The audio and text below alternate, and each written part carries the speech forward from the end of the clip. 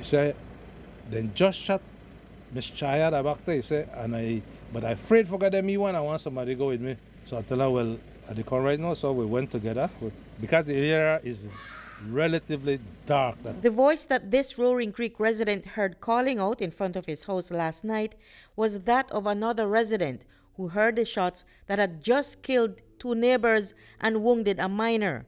The victims, Saida Perez and her common-law husband, Morcel Neal, both 47, were at home when they came under attack. Perez's 15-year-old son was also shot in his leg and is in the Western Regional Hospital.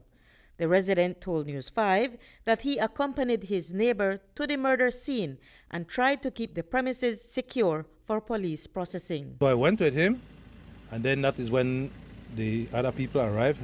A lady who identified herself as the daughter said she wanted to check for her mother.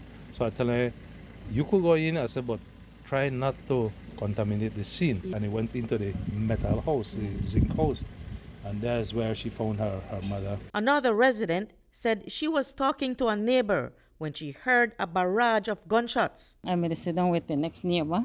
When we talk and we hear like a lot of shots, so I know count. But, yeah, of course. So, and then I tell her that sound like shots, right? And then she say, well, I go home. So I tell her I go home because I want lock up. Today, Police Commissioner Chester Williams assured that this attack was not related to the recent state of emergency in which a number of Roaring Creek residents were incarcerated.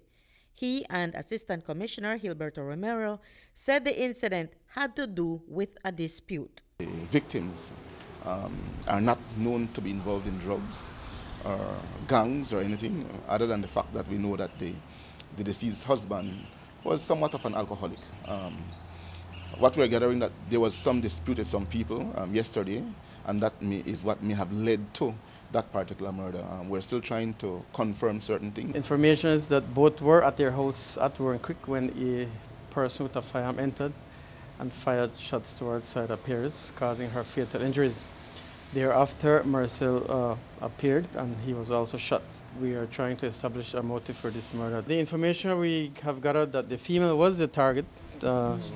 She was shot, and when the other person showed up, he was also shot. Alisa Perez, who lives in Belmopan, told us that her sister visited them 2 weeks ago and told them she wanted to see her son through high school. She come here and then she just here and she was talking about her son, that she loved him a lot and she need to work hard for him, and that's the only because his son father passed away, so she's the only one who could help him. She was like 2 years she didn't come here till that day she come and she was talking to us like a normal day, and she went.